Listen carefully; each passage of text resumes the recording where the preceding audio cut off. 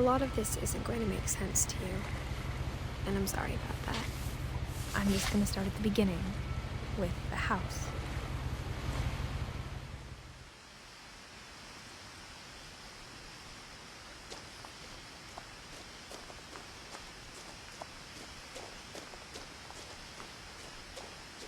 I lived here until I was 11, but I wasn't allowed inside half the rooms.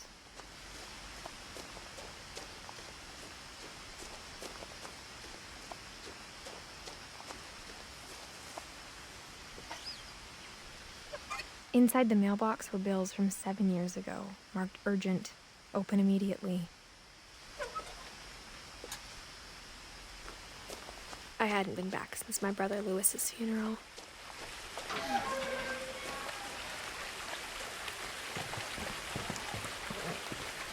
In her will, my mother left me a key, but didn't tell me what it unlocked. Maybe she thought I'd know, or she thought that the mystery would be enough to bring me back.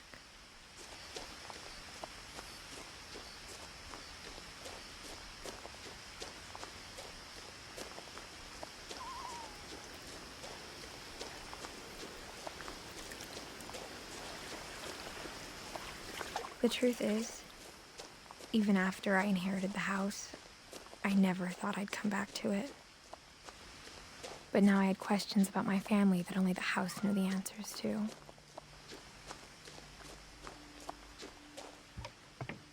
The woods around the house have always been uncomfortably silent, as if they're about to say something but never do.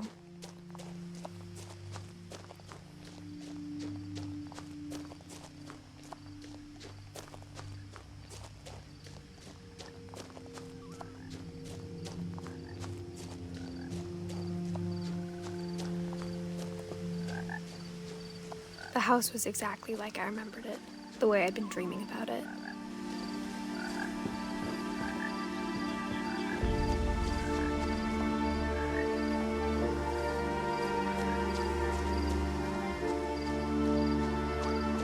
As a child, the house made me uncomfortable in a way I couldn't put into words.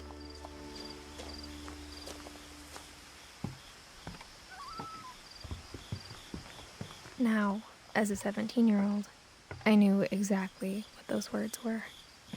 I was afraid of the house.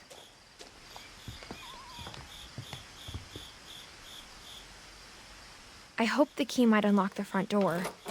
It didn't.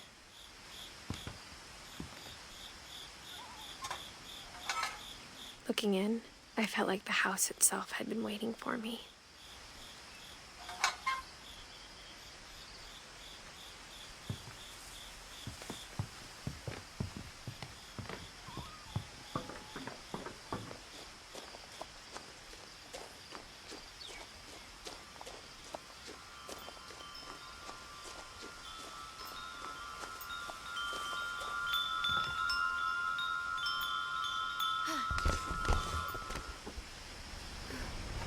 Crawling through the doggy door used to be a lot easier when I was 11.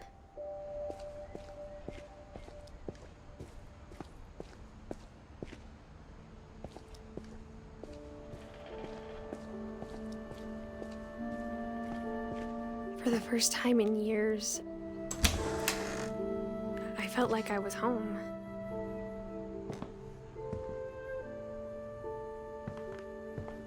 But instead of a family, there were just memories of one.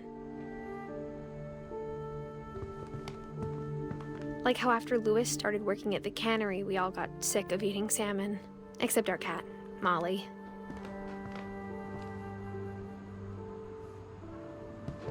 Or how only one restaurant would deliver to our house, so we had Chinese a lot. Nothing in the house looked abnormal. There was just too much of it, like a smile with too many teeth. My mom wasn't much of an optimist, but she never stopped believing that my brother Milton was alive. A lot of things got left behind in the whirlwind of that last night.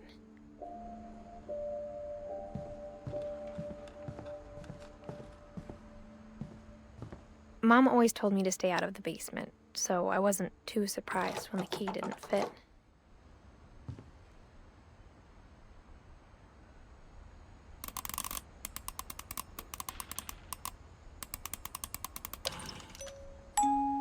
Great-Grandpa Sven built a music box for Barbara, along with the rest of the house.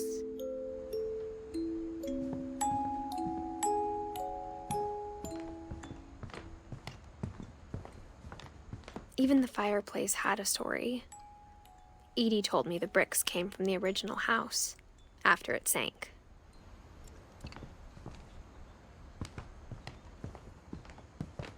The table was still a wreck from the night we left. It was like a bomb had gone off, killing everyone but sparing the furniture. My mom was the only one of us who could imagine Great-Grandma Edie living in a nursing home.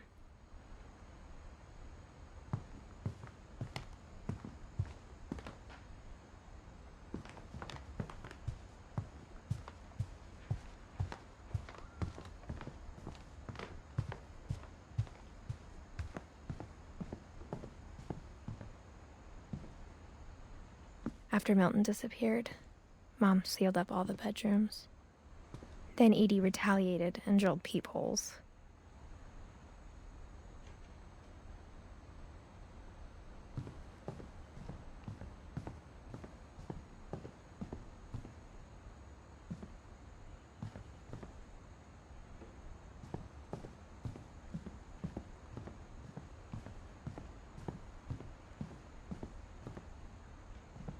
I spent a lot of time playing in Great Uncle Walter's room.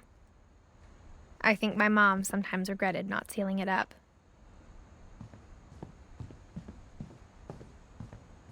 Louis told me there were secret passages, but I never believed him.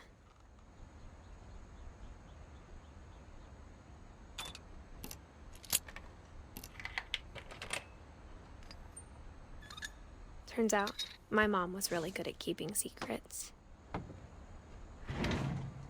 Now it was time to find out what my mom had been afraid of.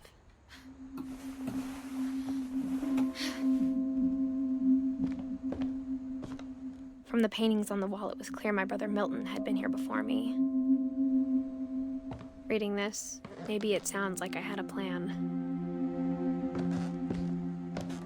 But I had no idea what was behind that door.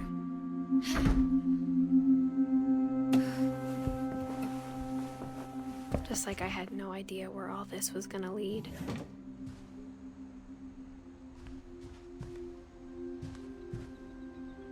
I grew up looking at Molly's room through the peephole.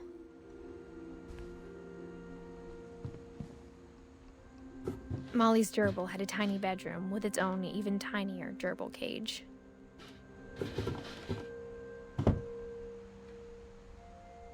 Being inside for the first time, I felt like I'd stepped behind a painting.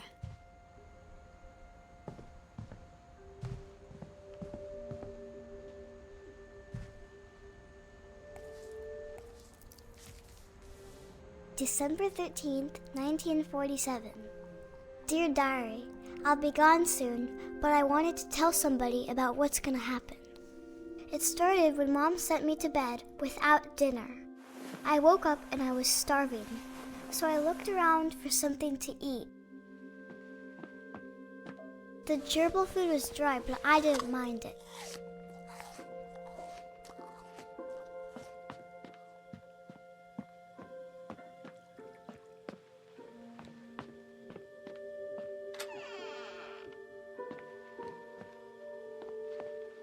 I kept eating and eating.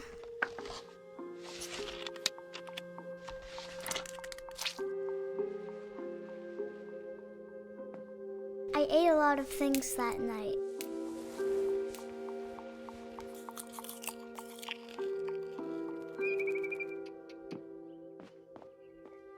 Then I heard chirping outside my window. It was a barn swallow going back to her nest. I reached out for her.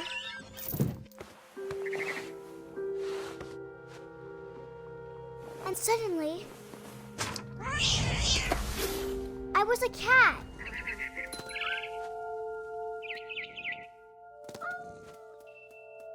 I tried to be quiet, but the bird was really scared.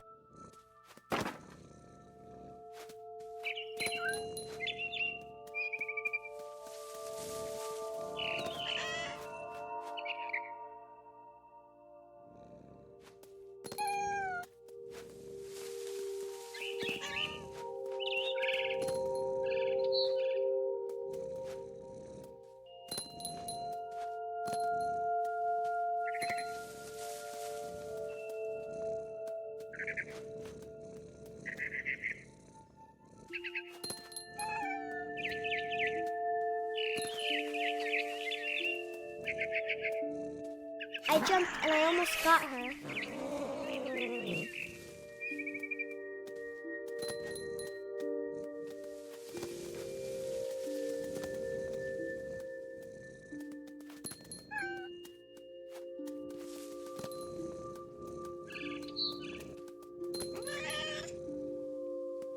I could tell she was getting really tired. Now I was up in the big tree. I promised Dad I wouldn't climb it anymore. All I cared about was eating that mama bird.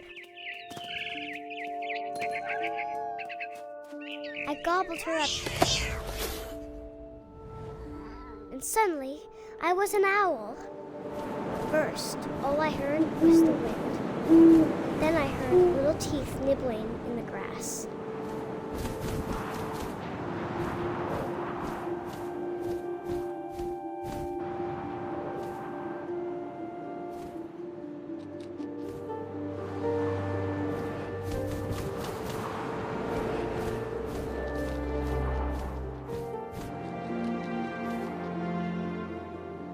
Rabbits.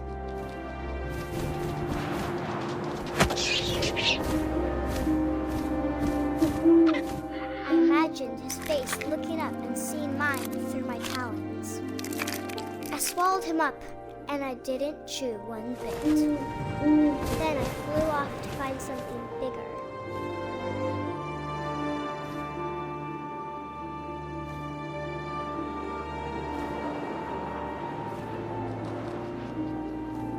A mama rabbit.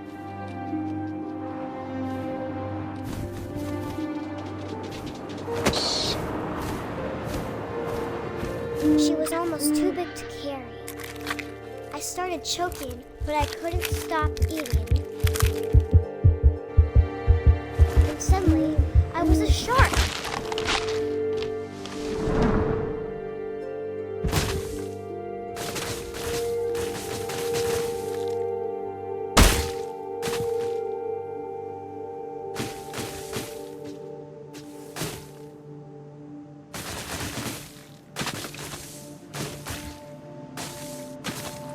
I rolled off a cliff and into the ocean. Now, I was hungrier than ever.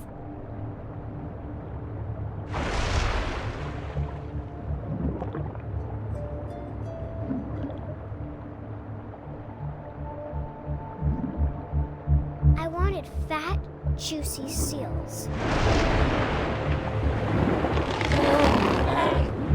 I tore off her flipper, and it tasted really good.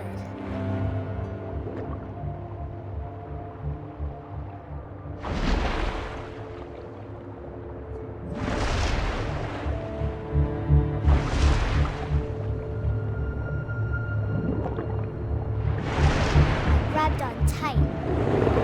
But I was so hungry, I jumped out of the water. When I opened my eyes, everything had changed.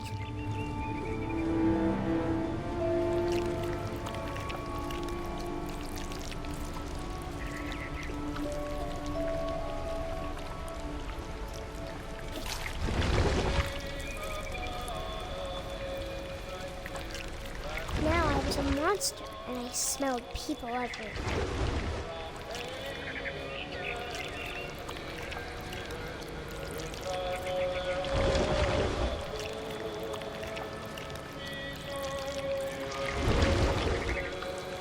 I was big, but I moved real quiet.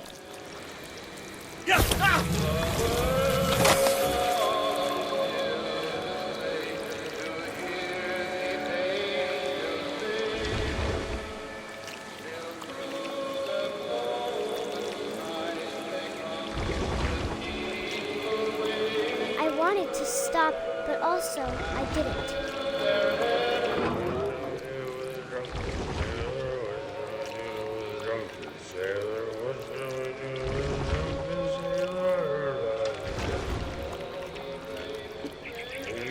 Belly with a rusty razor, his belly with a rusty razor, his belly with a rusty razor, in the morning.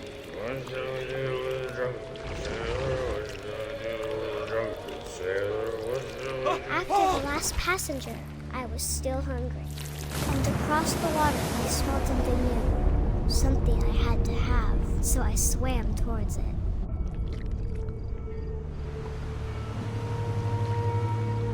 I slithered onto the sand, and the good smell went into an old pipe.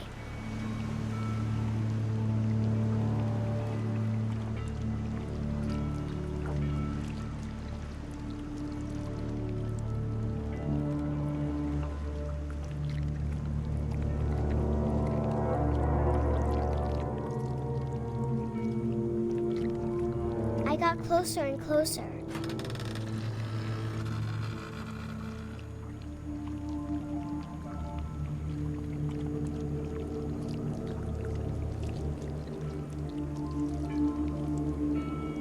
All of my stomach started growling. And suddenly, I was me again. I held my breath for a long time, but I couldn't hear anything. I think it's waiting for me to fall asleep. But it's not going to wait much longer. It needs to feed, and we both know I will be delicious.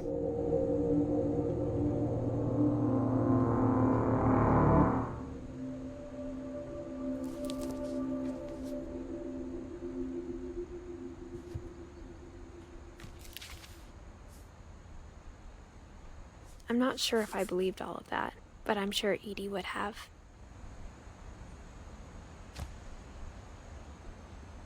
I got the sense Edie had spent a lot of time here, before my mom sealed the doors.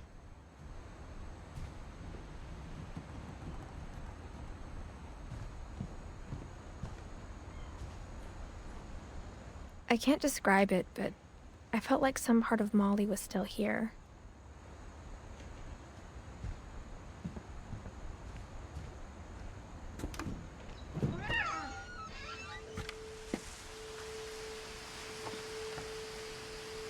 This will be obvious later, but my mom never told me any of these stories.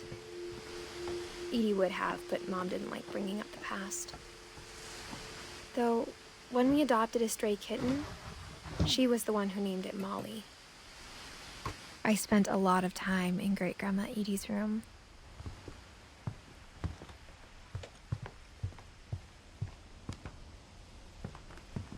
One summer, they evacuated the island, but Edie refused to go. For a few weeks, she was a celebrity. When Edie told people Sven was killed by a dragon, she could also have said he was building a dragon-shaped slide that collapsed. She could have, but she didn't.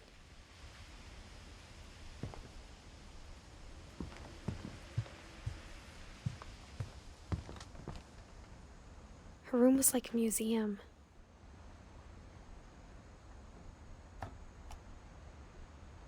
For 500 years, the Finches have been famous throughout Norway for their fortune and misfortune. Odin Finch buries the latest victims of the family curse, his wife Ingeborg and their newborn son, Johan. On January 7th, 1937, he set sail with his family and his house, hoping to leave the curse behind. But 40-foot waves off the coast of Washington send the house and Odin to the bottom of the sea. Odin's daughter Edie, with husband Sven and baby Molly, step ashore on their new home, Orcas Island. Odin Finch is the first to be buried in the new family cemetery. His daughter Edie is already dreaming of a new Finch house.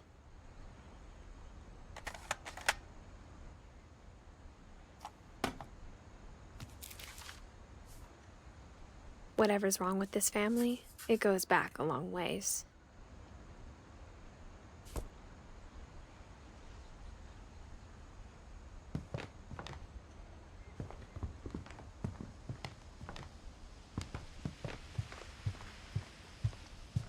Even in her 90s, sometimes Edie seemed a lot younger than my mother.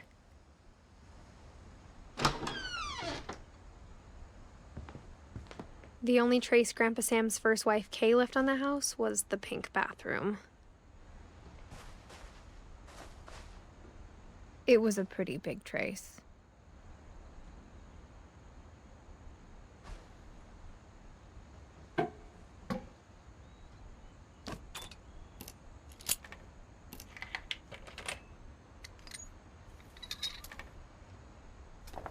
There's a secret in this bathroom. It's in the last place you would look. It isn't in the cupboard. It's hidden in this book.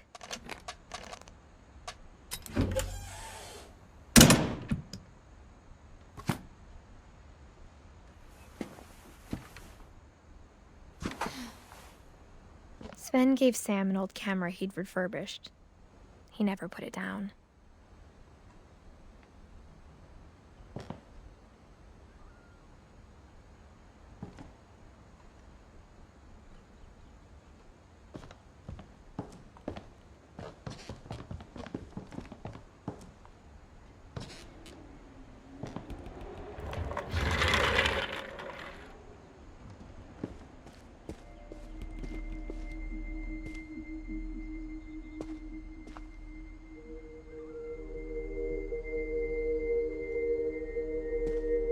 I knew Grandpa Sam had a twin,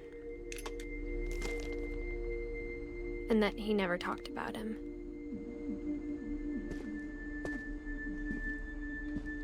I guess my grandpa didn't like history any more than my mom did.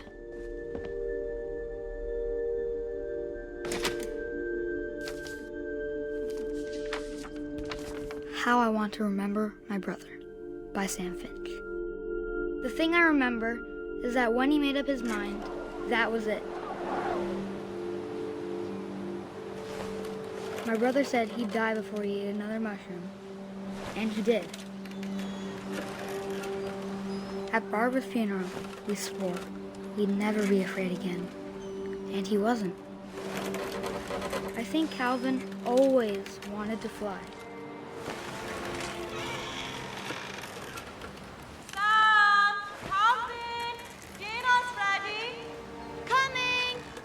But that day, he finally made up his mind to do it. I told him going around was impossible. Maybe if I hadn't said that.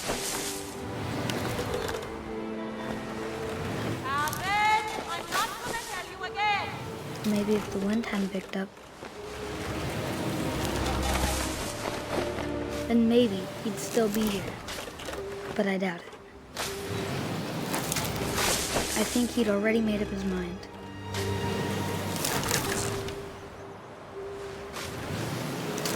That's what I want to remember about my brother.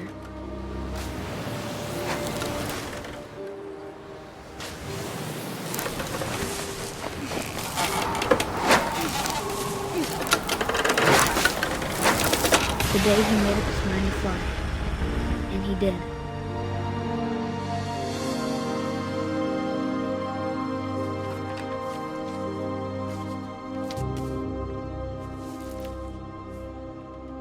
Calvin's story felt strangely familiar.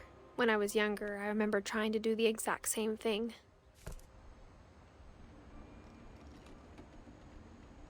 After the funeral, Edie roped off Calvin's half of the room.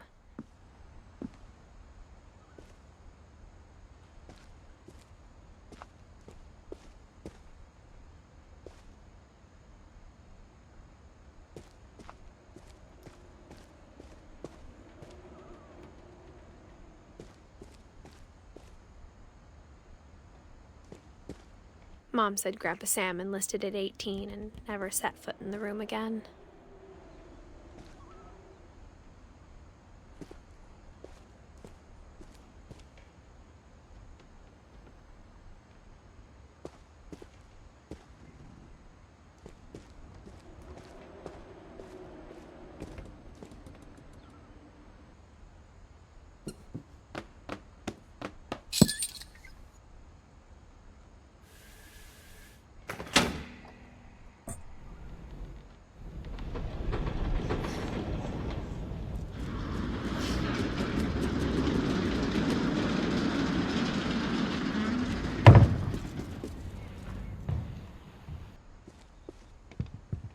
The passages were a pretty tight fit. They'd obviously been built for smaller hands and bellies.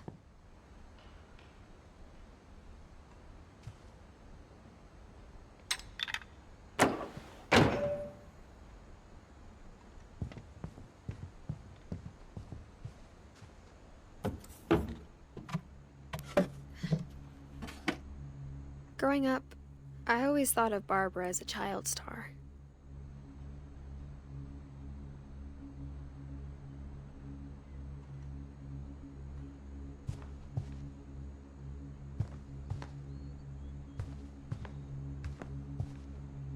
I never thought about how hard it must have been for her afterwards.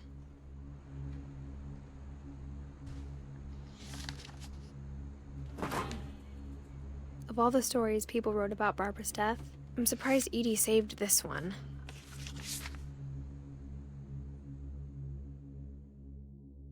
Old Jack here with another ghastly tale inspired by America's most unfortunate family. I'm calling it The Surprise Ending of Barbara Finch. As a child star, Barbara was famous for her scream. Now at 16, she was all washed up, a has-been. But in a lucky break, she'd been asked to perform her signature scream at a local convention for monster movie fans. It was just the boost her career needed. Unfortunately, her scream hadn't aged well. Getting better. I think you just need the right motivation. Her biggest fan and current boyfriend, Rick, was about to demonstrate when... Now that was a great scream. It was Barbara's father, Sven. He'd slipped into a table saw and had to be rushed to the emergency room. So Barbara got stuck babysitting her youngest brother, Walter. Her convention comeback was cancelled. Okay, I'm hearing frustration, but I'm not hearing terror. What if I tried... A gang of hoodlums in Halloween masks have been terrorizing Orcas Island tonight. Police are urging residents to... That came from the basement. You're right! Also, I loved your delivery on that. Why is your basement door locked? Because my dad likes making puzzles and secret passages. There's a key hidden in the music box.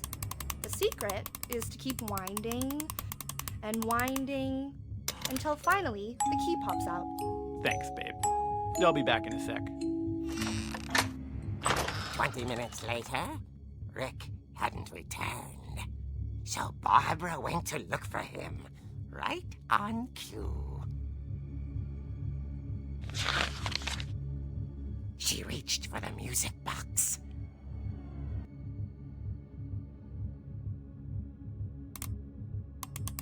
And as she wound the key, she listened for Rick, but the house was silent.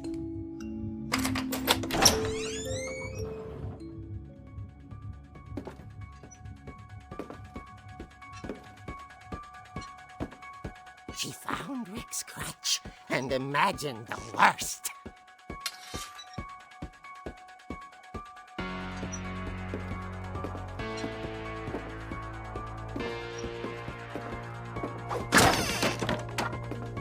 The gang's leader is the infamous Hookman killer, Dr. Carl Hamill, who impaled and then ate his family 10 years ago tonight. The old fridge rattled and grew still.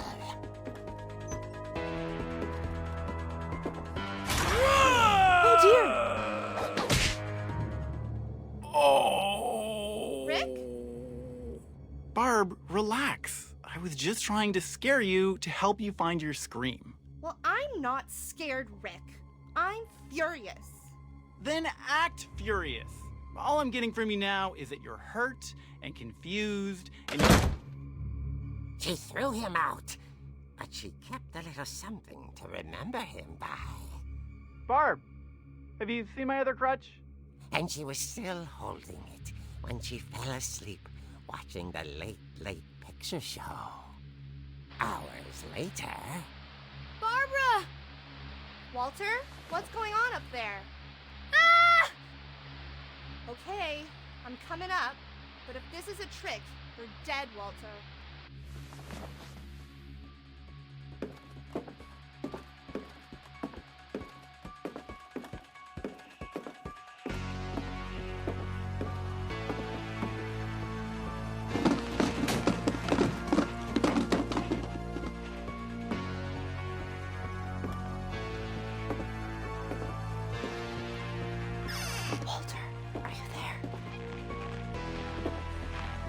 Walter had vanished, but his bedside radio was still on. Orcas Island police describe the man as 6 feet tall, with a steel hook for a hand.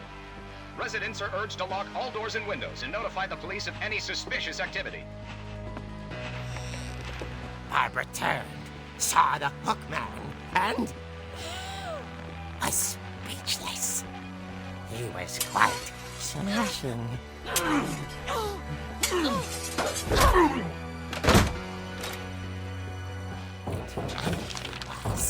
He couldn't get enough of Barbara.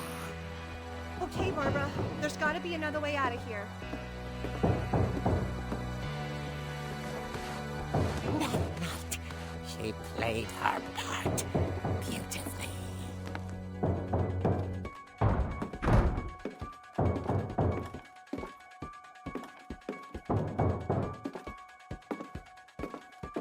She thought about abandoning Walter, but just couldn't do it. Molly's door hadn't been opened in years. The hinges grow.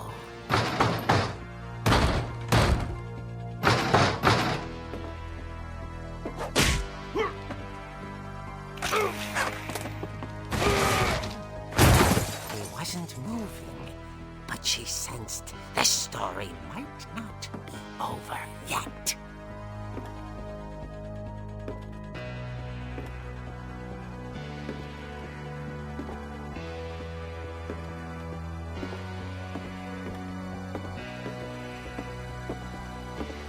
The hookman had vanished. She listened for his breathing, but all she heard was...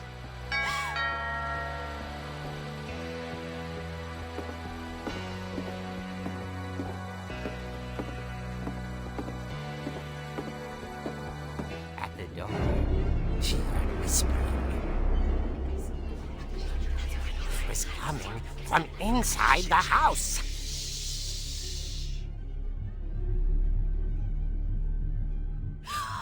Oh dear. The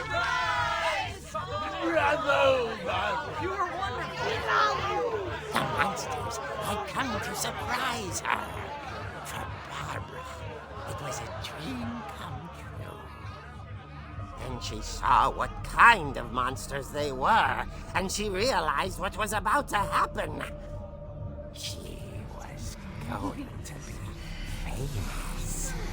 And with her final breath, Barbara Finch gave the performance of her life.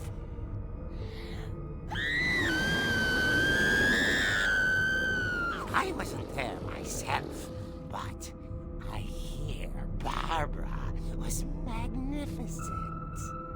Poor girl. She had a taste for stardom. But unfortunately, so did her fans. Of course, the police blamed it all on poor Rick, who disappeared the same night. And little Walter? Hiding under his bed the whole time. He took it all pretty hard, but that's another story. As for Barbara, tucked inside the music box was all they ever found of her. Her ear. Now that's what I call a real eerie tale.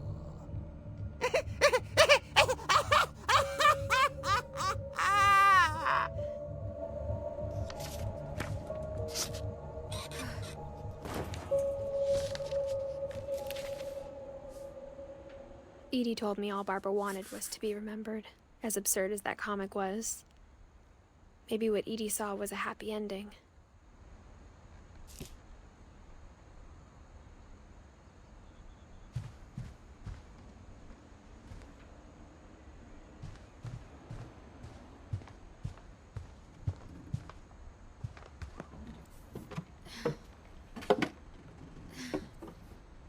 I guess now I know why Mom didn't like me playing with the music box.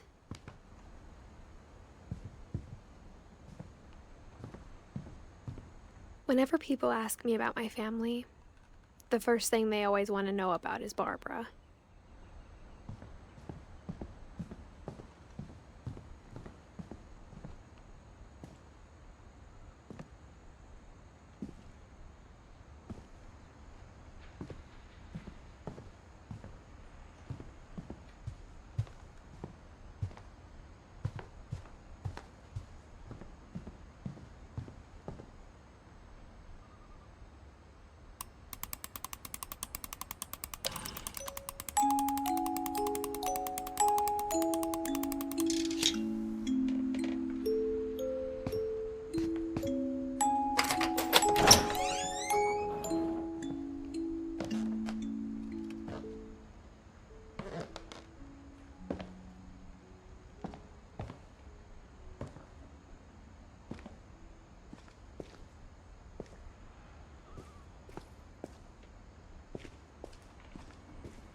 Mom said the basement was off limits, unless I wanted another tetanus shot.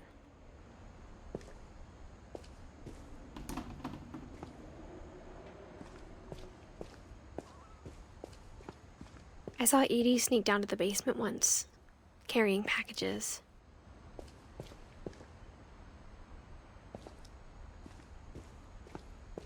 I thought maybe she was hiding presents.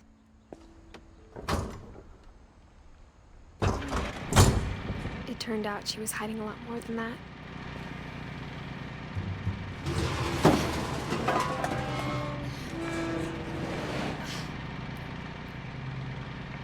I remember asking Mom once about where Walter had gone. She said after Barbara died, he got as far away as he could. If there's a pattern in all these stories, I think it's that none of us has gotten very far.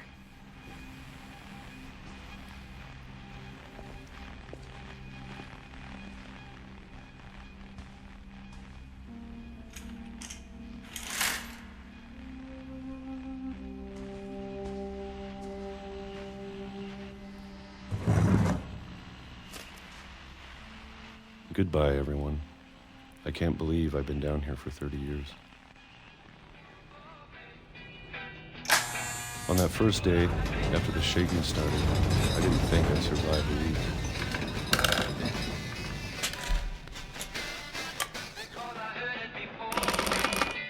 But after a few days, I settled into a routine.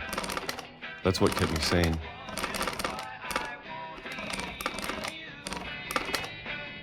Having a schedule, living for today. I always expected to be dead tomorrow. But if you wait long enough, you get used to anything.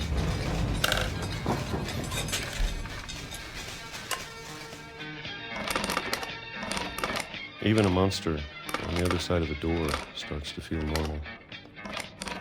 Almost friendly.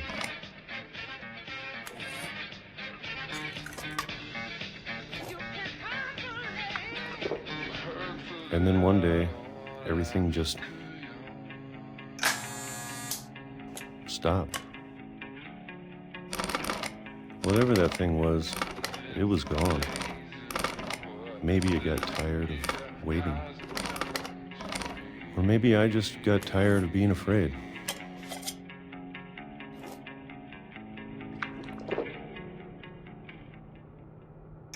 It's been a week now, the longest in 30 years. I'm done waiting. I have to leave while I still can.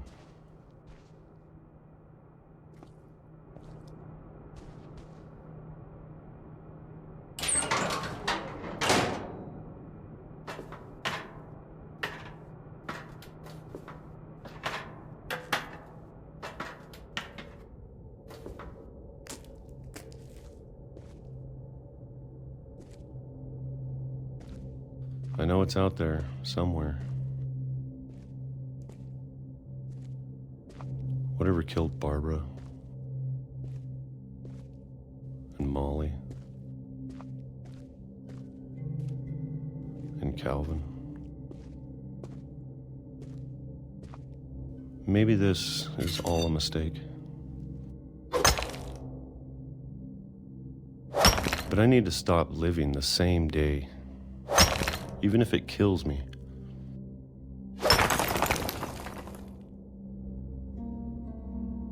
Whatever's out there, I want you to know I'm ready for it.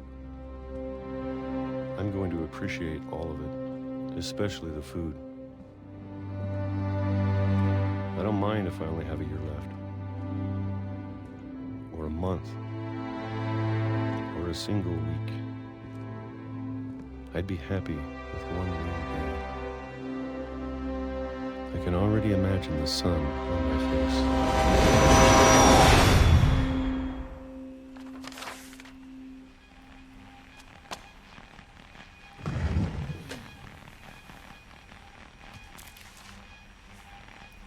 Walter died when I was 6. I can't believe my mom never told me he was down here. I'm sure my mom was trying to protect me.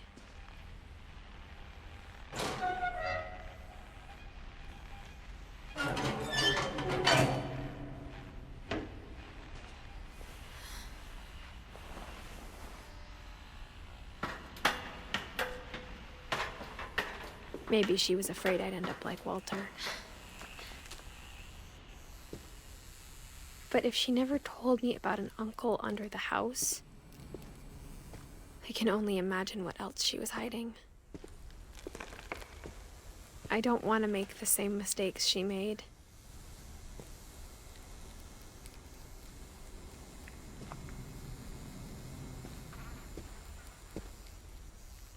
Trying to bury something that's still alive.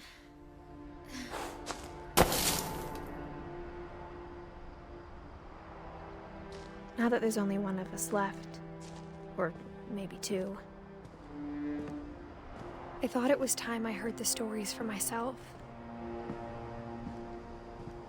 and found out what happened to everyone else. But now I'm worried the stories themselves might be the problem.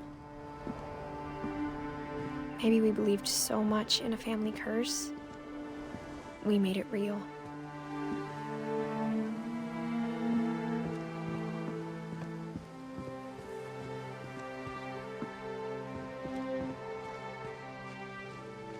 I don't know if I should even be writing this.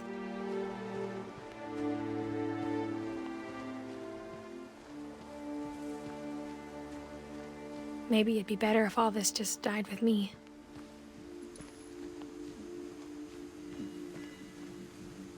But I thought you should know about your family.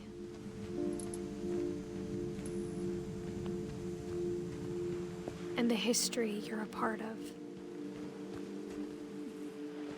Though to be honest, I feel as lost as you probably do right now.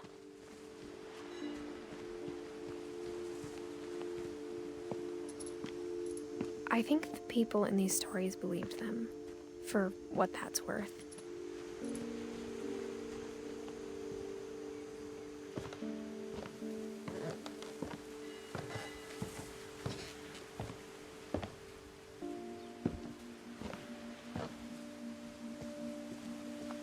And when you look at the house, that history of imagination and stubbornness and madness, any of it seems possible.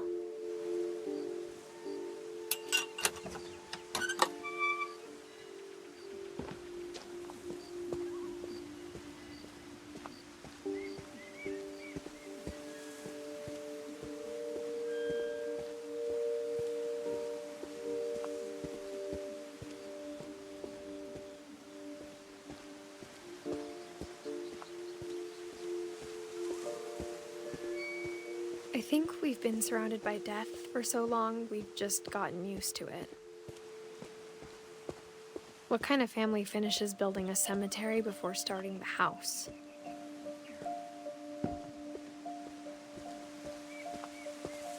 It's embarrassing for me to admit this, but the pet cemetery made me more uncomfortable than the human one.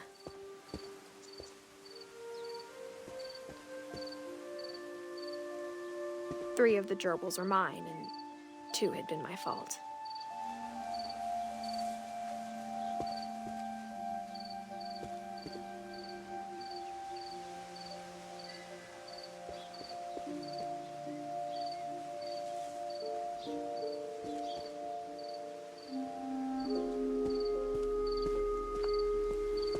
Sven built the house, but it was Edie who designed the cemetery.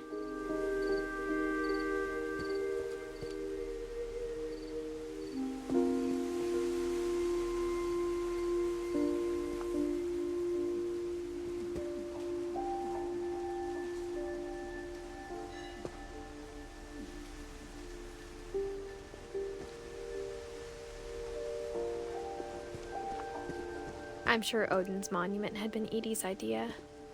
My mom was always trying to move on, but for Edie, the past never went away.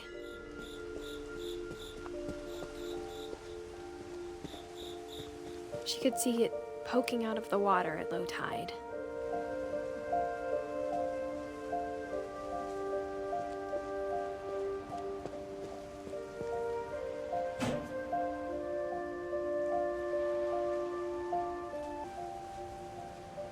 Edie said she dreamed about the old house every night.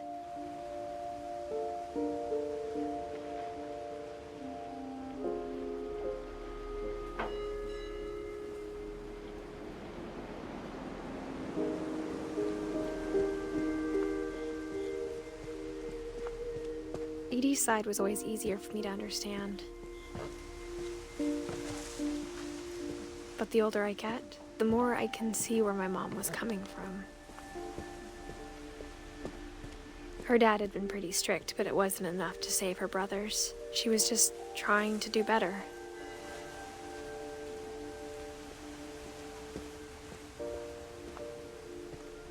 She lost 2 of her brothers, just like I did. I get why she tried so hard to protect us.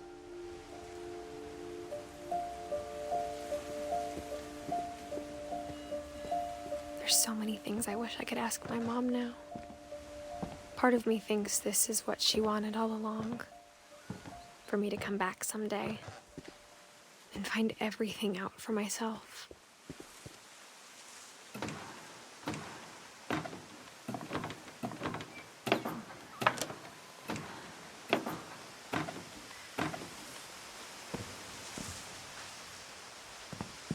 But looking back on it now, if she told me there was going to be so much climbing, I never would have come when I was 22 weeks pregnant.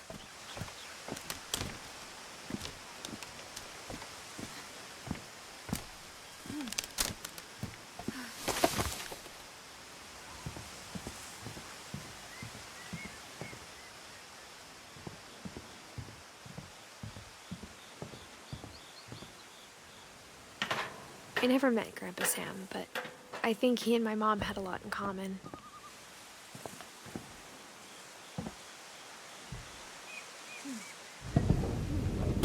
They were both pretty intense.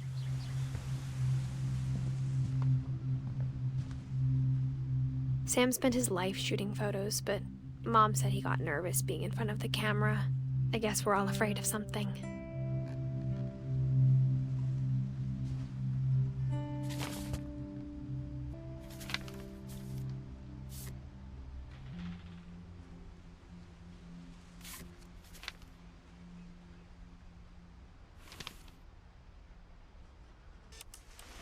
Dawn, I promise, you'll never forget this weekend.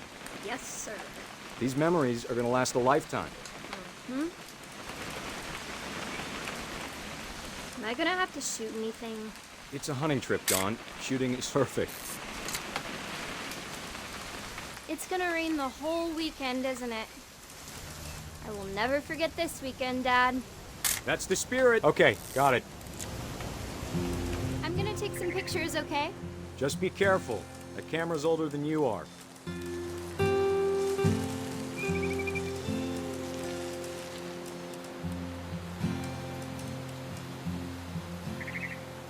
You're right, Dad. It's starting to clear up. Still freezing, though.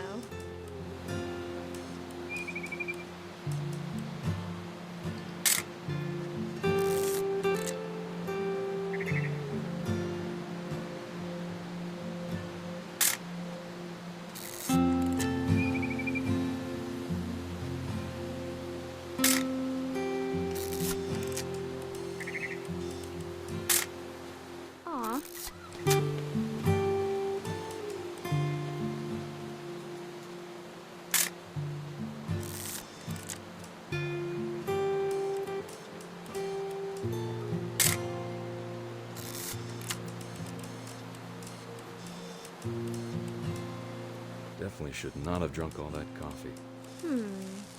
Hold still. Hey! That's a keeper. I'm just saying, I'm not always gonna be here, Dawn. You'll need to remember this stuff, if you want to survive. I'll be fine, Dad. You know who else thought he was gonna be fine? Some guy who died. Dawn, I'm being serious. I know, Dad. You're always serious. Doesn't being out here make you want to chill out? To tell you the truth, I haven't been out here in 20 years.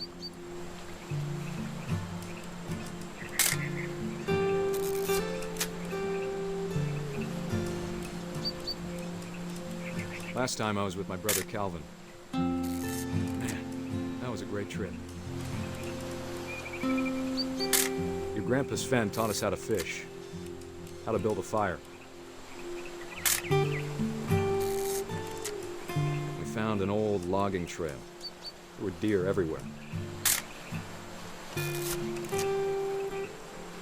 I bet if I could remember where that trail was, we'd spot a buck for you in no time. Give me a minute to check the map.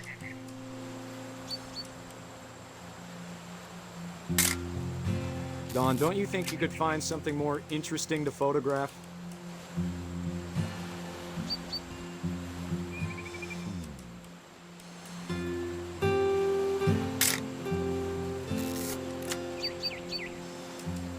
Let's see. Dad! Good eyes, Don.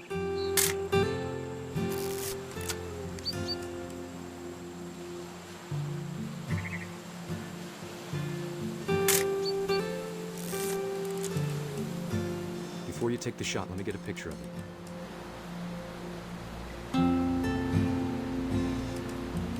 Dad, I... Just breathe.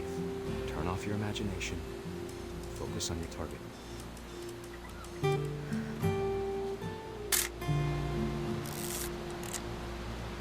Let me get behind you. Do I have to do this? Dawn, you don't have to do anything. But if you want to survive, you'll need to be strong. Great shot, Dawn!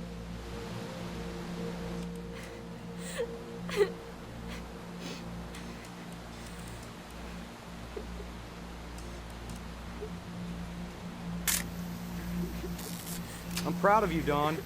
Always remember that, okay?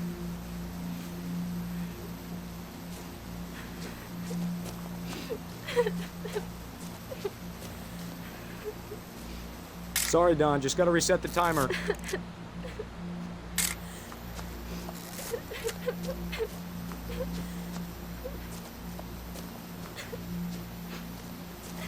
Dad, it's twitching.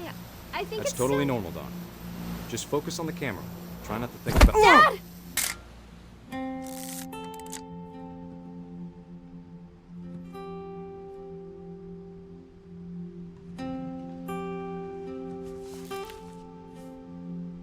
Of all these stories, that's the one I wish most that my mom had told me.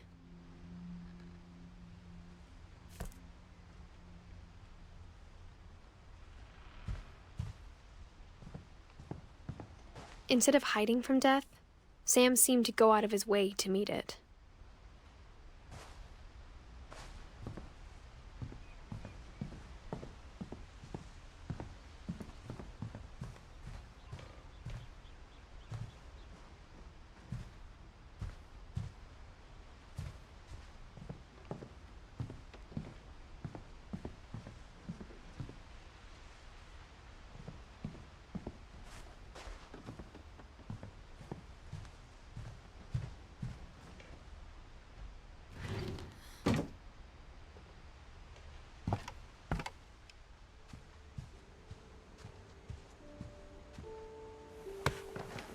After Sam died, my mom and Edie got really close. They'd both lost a lot.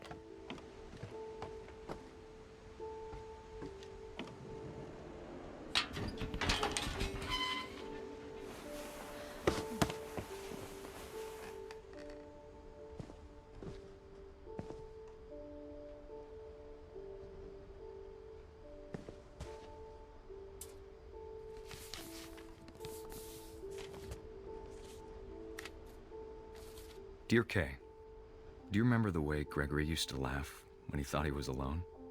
Like something funny was happening, but only he could see it. I think he saw things the rest of us don't.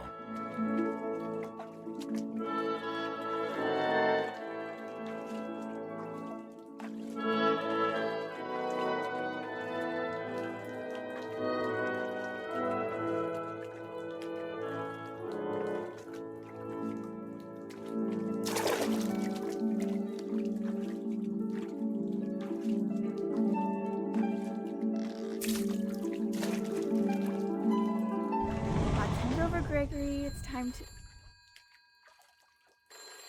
Hold on, sweetie. Hello? Sam, I told you I don't want to talk right now. I wonder what he saw. What his world was like.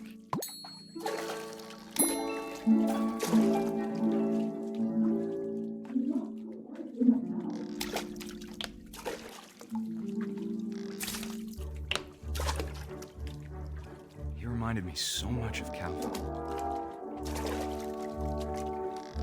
Lost in his imagination. Whatever it was, he saw.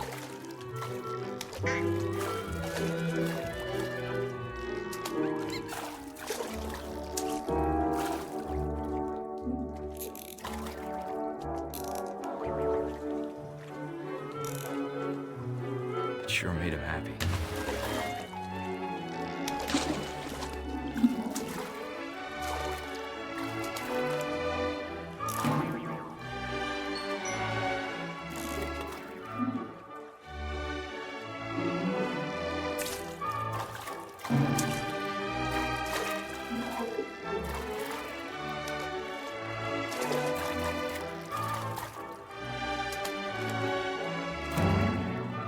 I know how silly it sounds.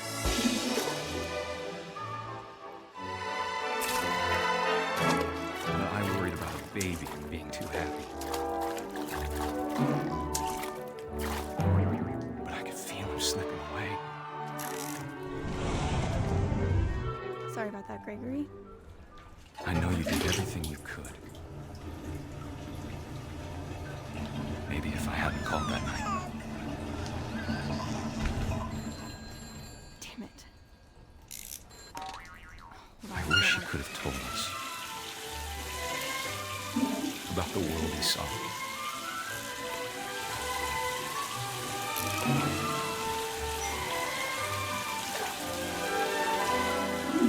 There's so much I don't understand about Gregory. About everything.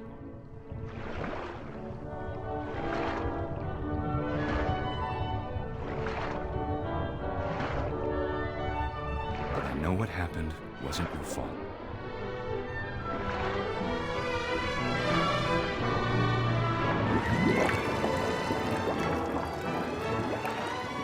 I'm sure he's happy. And he'd want you to be happy too. Good luck, Kay. Love, Sam.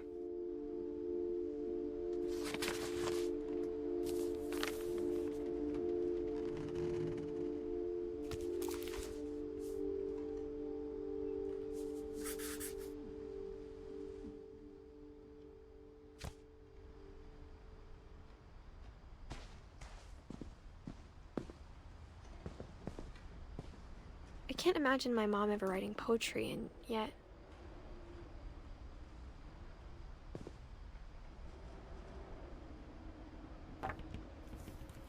A poem for Gus, who always said the wedding was a bad idea. Our father never hit us kids, at least not very hard, before the day my brother said with teenage disregard that he'd be dead before he'd see a wedding in our yard.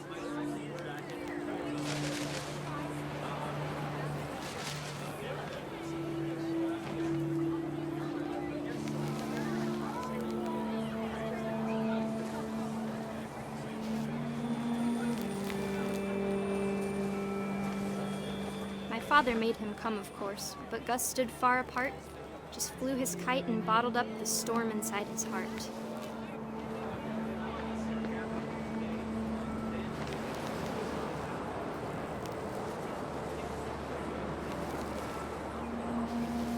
I tried to talk him out of it, but though he'd never met her, we don't need a stepmom, were the words that I now pronounce you husband and wife.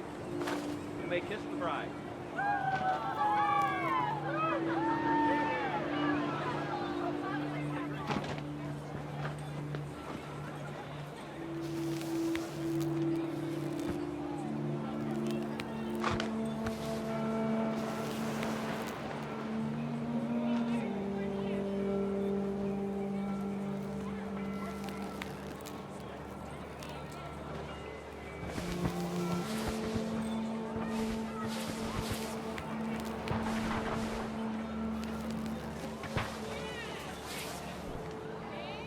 When the time for photos came, Dad ordered him to Come here.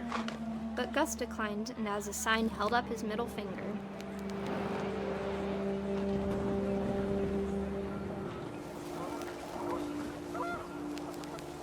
The wind picked up, and panicked geese appeared and quickly went.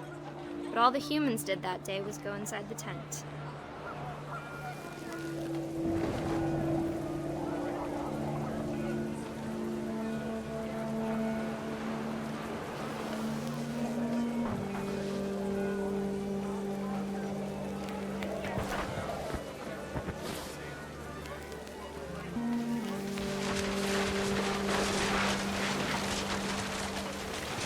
The rain came down in buckets then, but no one seemed afraid that nature might destroy the tent our dad had crudely made.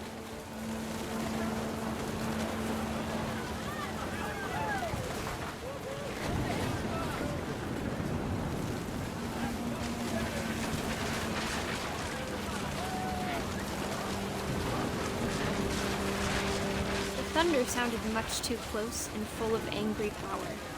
But all my father said to this was, "Make the music louder."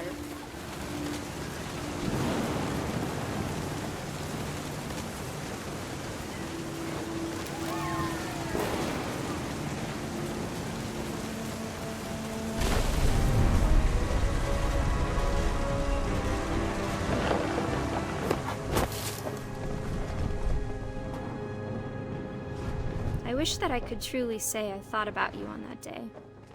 Out there on the beach alone, just you, the wind, the sea, and foam. But I didn't, until we found you.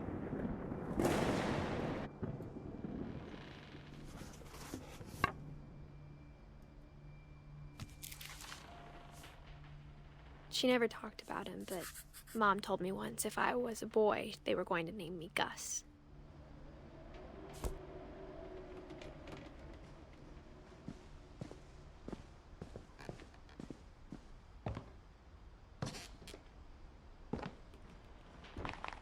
My mom moved up to the loft after her brothers died. At the time, it was as far away as she could get.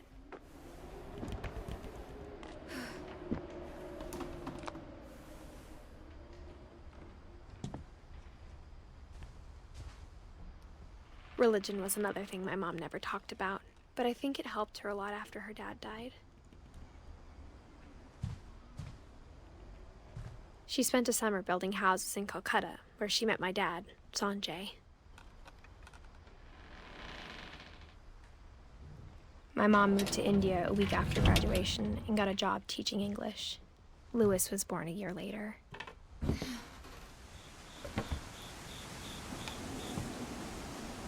When my dad died, I don't think Mom knew where else to go.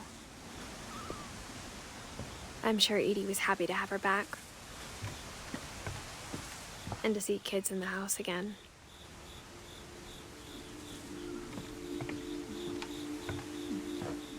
The house had to get a little bigger, but Edie was used to that.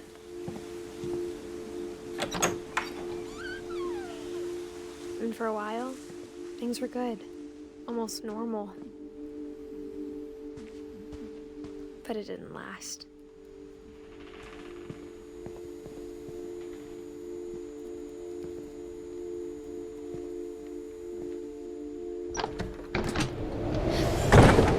The beginning of the end was Milton's 10th birthday, when Edie gave him a castle.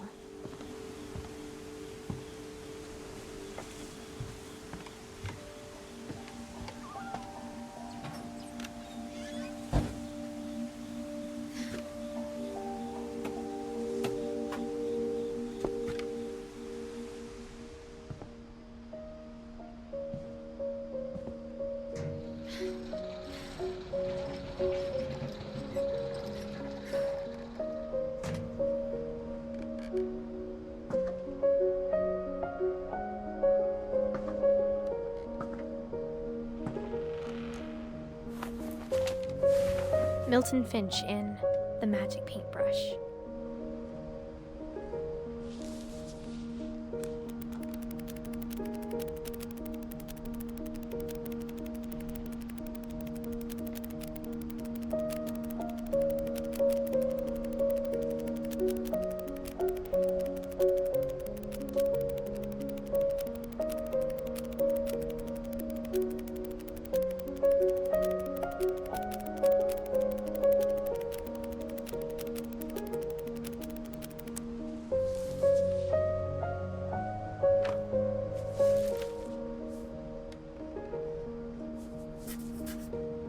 I was 4 when Milton disappeared.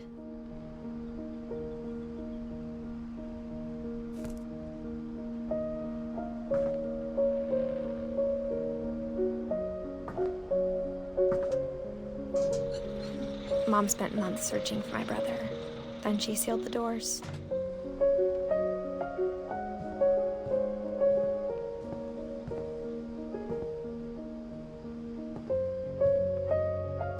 Whatever Milton had found in the house, Mom didn't want it getting out.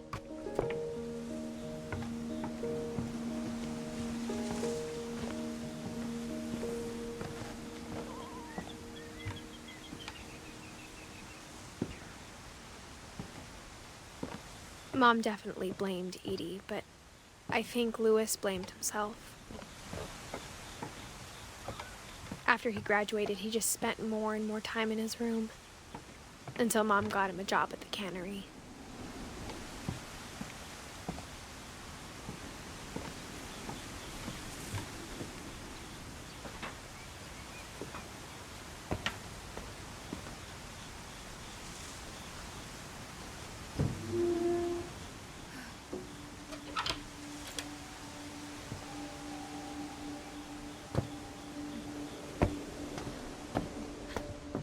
Louis's room smelled very, very familiar.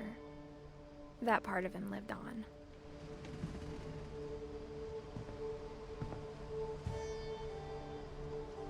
Louis and I spent a lot of time playing games together, but he was surprisingly bad at them. He died a lot.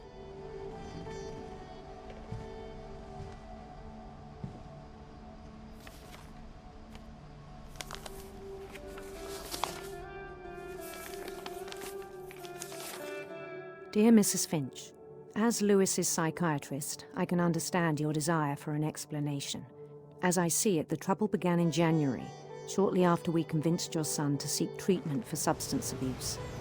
Newly sober, I believe Louis first noticed the monotony of his daily life.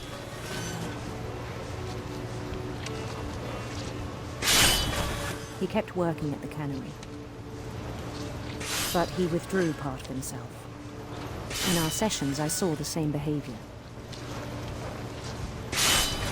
His mind began to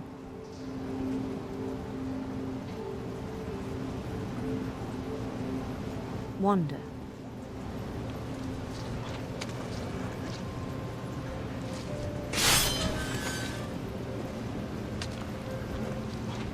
I asked him to describe it.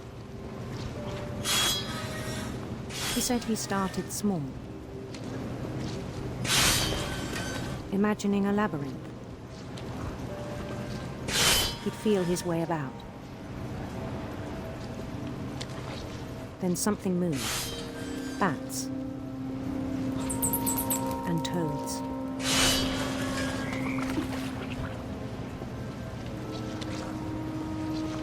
And things that have not names. He knew it was all in his head. But he took it very seriously.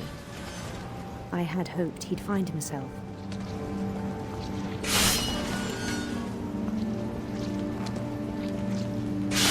But he found something more.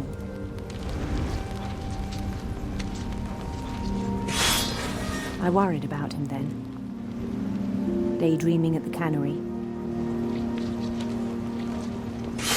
I spoke with his boss. But he said Louis had become a model employee. Methodical, tireless, focused. Like a whole new Louis. So I let him go on.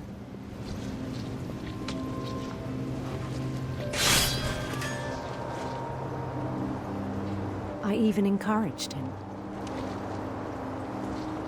It seemed very promising at first.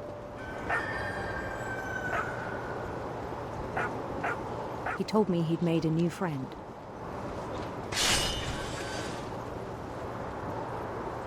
On the edge of a city he named Louis Topia. He built the city up slowly, brick by brick. Then he made musicians,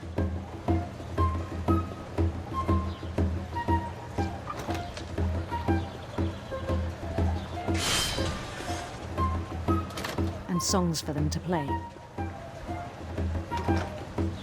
He talked about starting a band.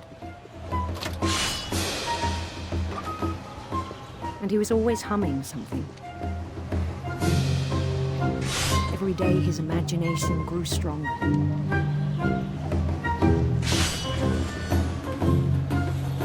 He no longer spoke at the cannery, but his chopping was as reliable as ever.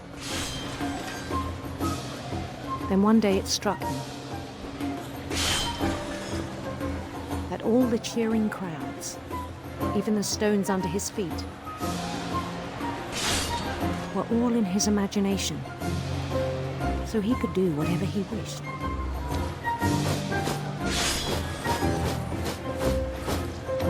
He held an election for mayor, and he won.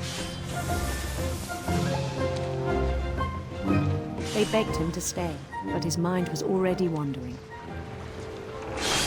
It became a game for him.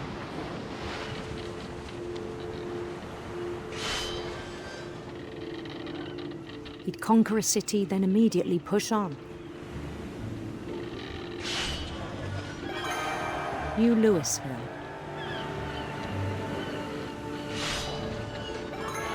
St. Louis. He started drifting away from our reality.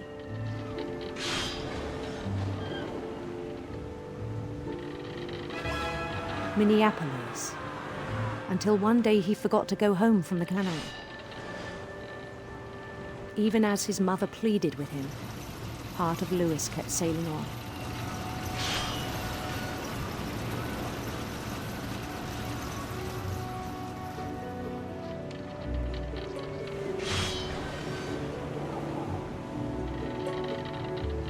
In Louisburg, he heard rumors of a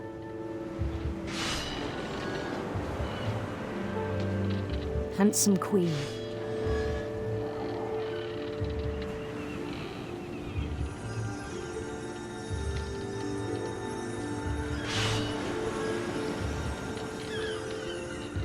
The queen was on her own quest for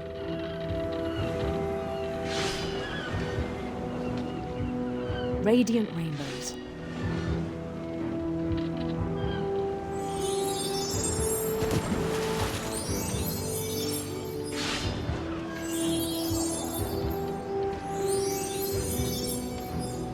He followed the sound of her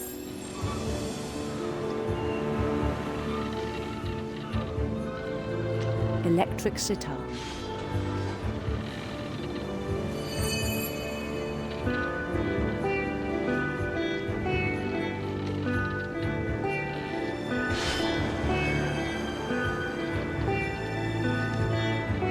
His chase led him to a golden palace east of the sun and west of the moon. Even then, his logic remained sound. He knew the world was all in his imagination.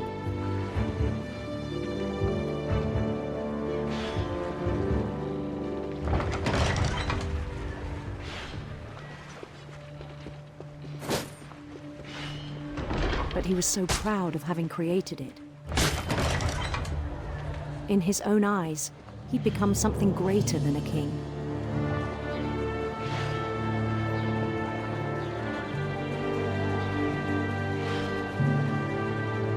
For someone who'd never known success in the real world, I think it was overwhelming.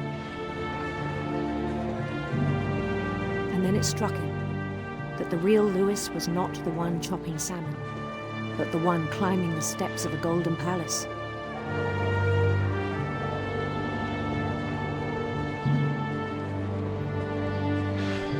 My imagination is as real as my body, he told me. It was hard to argue with him.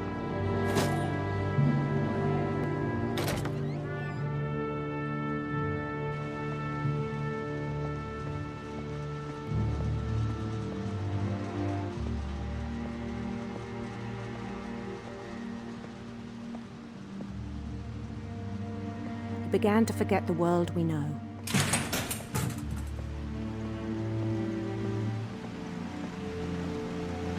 I think it pained him to remember Lewis, the cannery worker.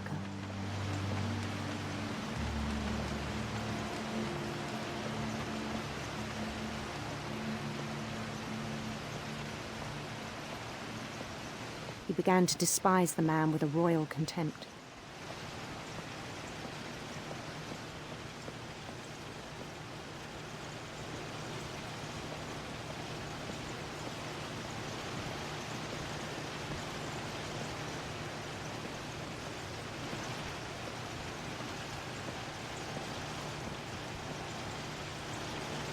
I still thought I could save him. Even after he said he was being crowned king over all the lands of wonder. The palace would be packed with his companions.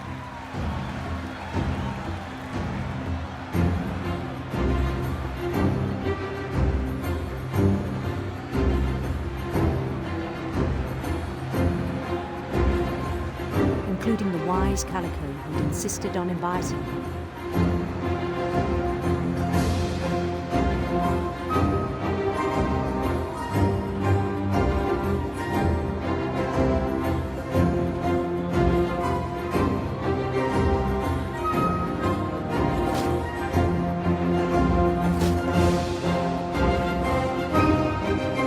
His queen waited, holding his crown.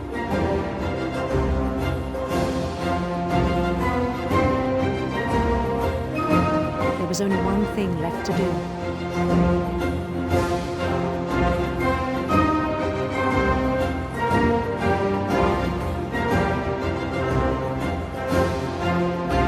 Bend down his head.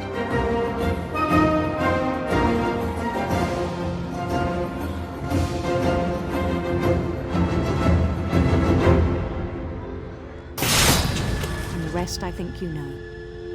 Mrs. Finch, your son was a kind man who will be missed by all of us who knew him.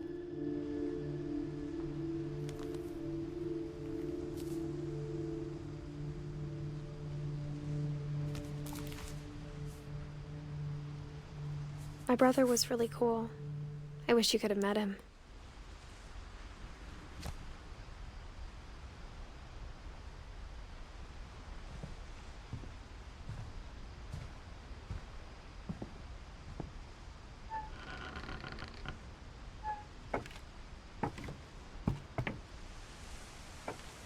On the way back from Lewis's funeral, my mom told me to start packing. She waited until the day before we left to tell Edie. I'm not sure if she wanted to make it easier or harder.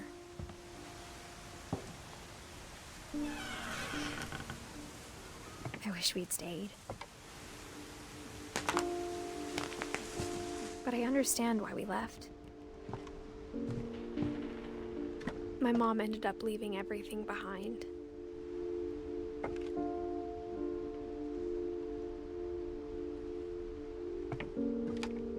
What happened that night had been coming for a long time. Maybe it should have come sooner.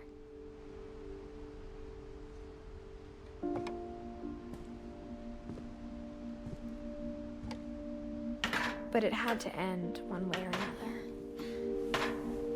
All that's left now is to tell you about that last night.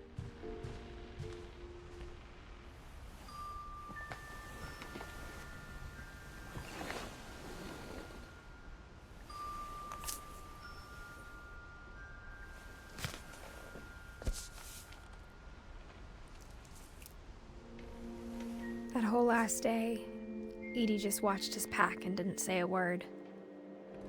Until supper, when she raised her glass and said, "To our final night together, and all our final nights apart." Grandma, you know what I said about alcohol. Some of your medications are very Edith, specific. I left a present for you in the hallway. Why don't you go open it? The grown-ups have to argue now. I'm sorry, you're right.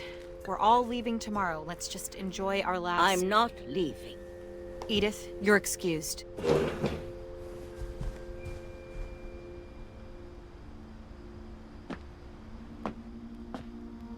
The power had been shut off that morning, but Edie always had plenty of candles. When my mom sealed the library, I don't think she knew about the other entrance. Or that Edie had a key to it.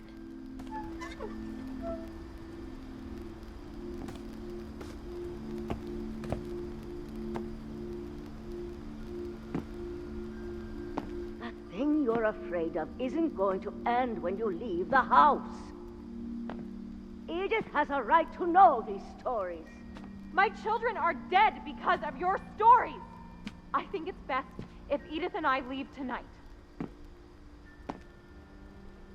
We'll have the nursing home send a van for you in the morning, okay?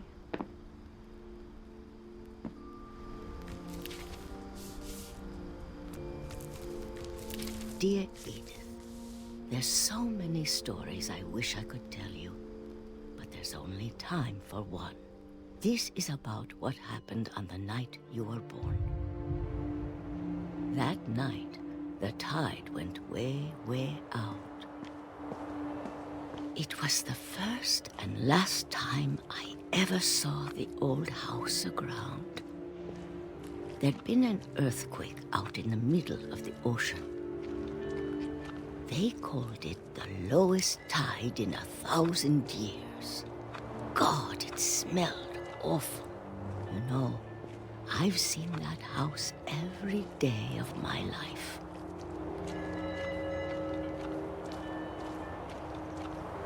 But I never thought I'd go back to it. When the fog rolled in, I lost my way.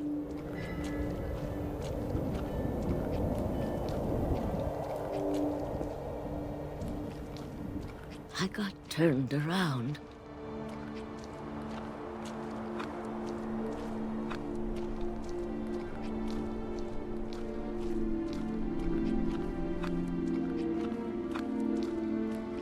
I started seeing things.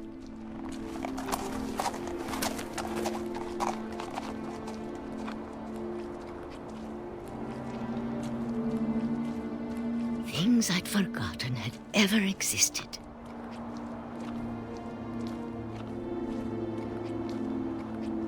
But when I saw them, they felt like old friends.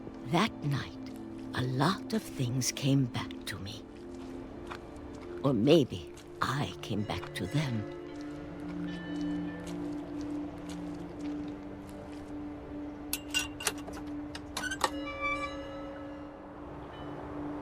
Things I can't explain, but that I need you to try and... Edith, what are you doing in here? It's mine. Edith! Mom, you're gonna rip it! Let go! I kicked and screamed, but Mom dragged me to the car.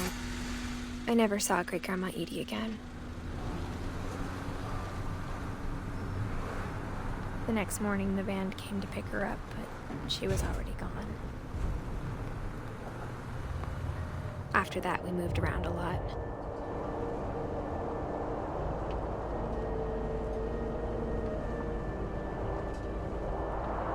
We both tried to make the best of it.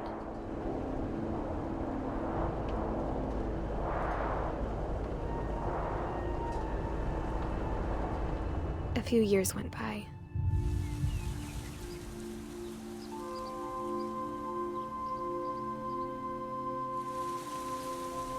My mom didn't like to talk about it.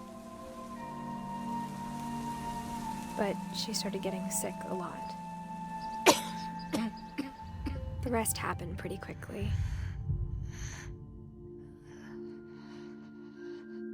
She got better for a while, and then she didn't. And then I was alone.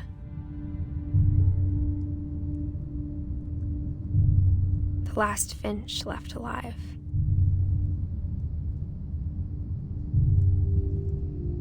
Until I found out about you. I'm still not sure what to tell you about all this. If we lived forever, maybe we'd have time to understand things. But as it is, I think the best we can do is try to open our eyes. And appreciate how strange and brief all of this is.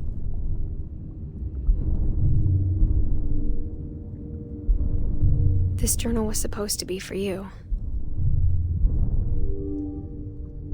But now I hope you'll never see it. I just want to meet you and tell you all these stories myself. But I guess if you're reading this now, things didn't work out that way.